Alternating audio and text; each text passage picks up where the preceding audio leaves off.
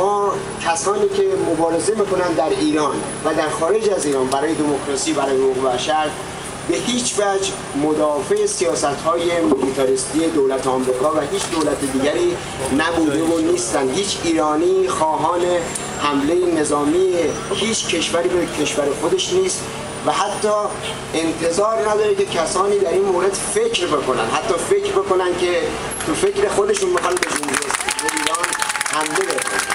من این نکته رو گفتم برای اینکه مسئله زاویه دید دوستانی که دعوت کردن از همه برای این برنامه روشن باشه که طبعا اونا چنین میاندیشن. یک نکته دیگه هم این هستش که دوستانی که این بیانیه رو امضا کردن و از همه مردم دعوت کردن اینجا شرکت بکنن به هیچ وجه خواهان تحریم اقتصادی ایران نیستن. هر گونه تحریمی که به مردم ایران صدمه وارد بکنه ما مخالفش هستیم و طبعا تحریم اقتصادی به مردم ایران صدمه وارد میکنه نه به سرکوبگران.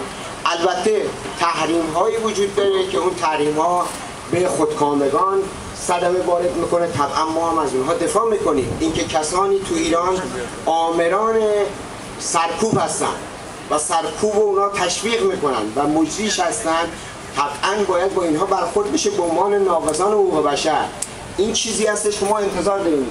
معناش این نیستش که اگر در دوره بوش سیاست‌های میلیتاریستی تشویق میشد و ضربه زد به حافظان و مدافعان حقوق بشر در کل منطقه و ایران، امروز بحث حقوق بشر نادیده گرفته بشه. اون چیزی که وظیفه هر انسانی و هر دولتی هست، همه باید از حقوق بشر دفاع بکنن، نه به صورت دبل استاندارد که در ایران حقوق بشر باید رعایت بشه اما در کشورهای همسایه ایران که وضع حقوق بشر در کشورهای مثل لیبی، مثل عربستان، مثل ترکمنستان بسیار بسیار بدتر هستش وضع حقوق بشر در اون کشورها نسبت به ایران و این مسئله نادیده گرفته میشه.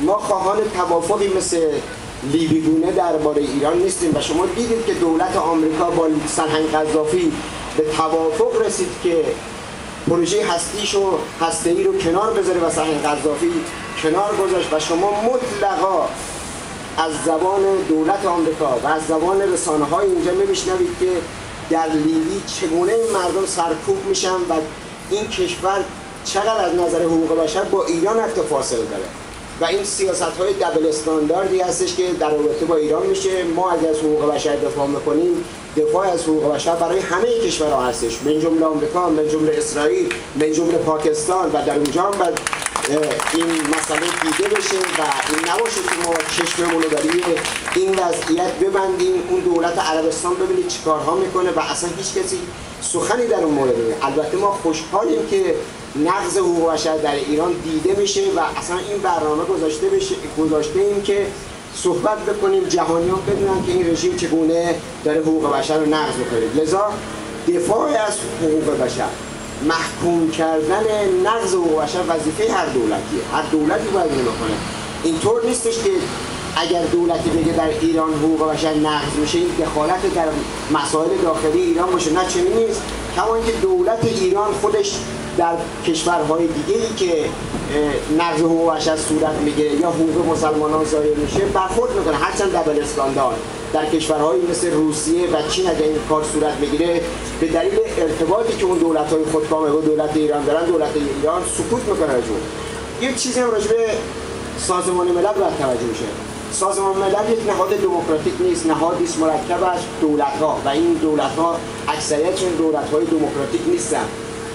شورای حقوق بشر سازمان ملل متشکل از 53 کشوره که اکثریت اون 53 کشور ناقضان حقوق بشر هستن و لذا هر کشوری که پروندهش میره تو اون شورا ناقضین حقوق بشر به نفع هم دیگه رأی میدن. ایران، لیبی، عربستان، روسیه، چین و شما هیچ انتظار نمیتونید داشته باشید که از اون شورا یک بیانیه‌ای در بیاد که ایران یا مثلا کشوری رو به نقض حقوق بشر محکوم بکنه یا مثلا شما احساس بکنید که به اونجا میتونن نماینده بفرستن. من خودم 2 سال پیش که با خانم آربور تو سوئیس دیدار داشتم، ما 4 ساعت با ایشون صحبت کردیم، ایشون هم همه رو یادداشت کرده.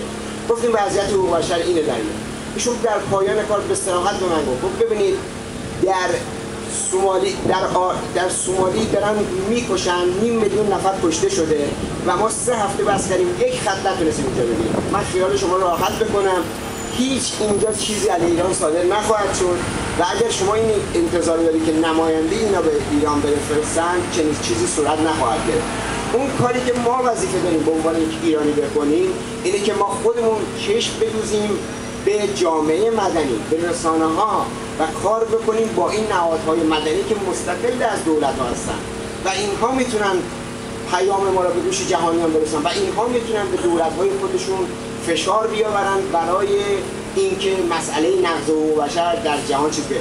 شما ببینید بزرگترین روشنفکران جهان الان دارن حمایت میکنن از مردم ایران و چپ‌ها هم شما توجه بکنید که 2 گروه هستن. بعضی از چپ‌ها هستن که تمام مسئلهشون امپریالیسمه و اگر احمدی نژاد جلوی امپریالیسم بیسته و آقای چاوز بیسته اینا میشن برای اینا قهرمان. ولی در مقابل اینا یک جمعیت عظیمی از چپ‌های در دنیا وجود دارن مثل آقای چامسکی، مثل آقای برماس و اینها مسئله حقوق بشر برایشون بسیار بسیار مهمه. لذا اینها در حالی که آمریکا رو سیاست‌های میلیتاریستی آمریکا رو محکوم بکنن از حقوق مردم در کشور دیگه هم دفاع میکنن و ما انشالله امروز دوستان منتظر این هستیم که آقای چامسکی بیاد و اینجا برای همه ما صحبت بکنه. من از خانم نشاد دعوت میکنم که بیان برنامه رو مدیریت کنن.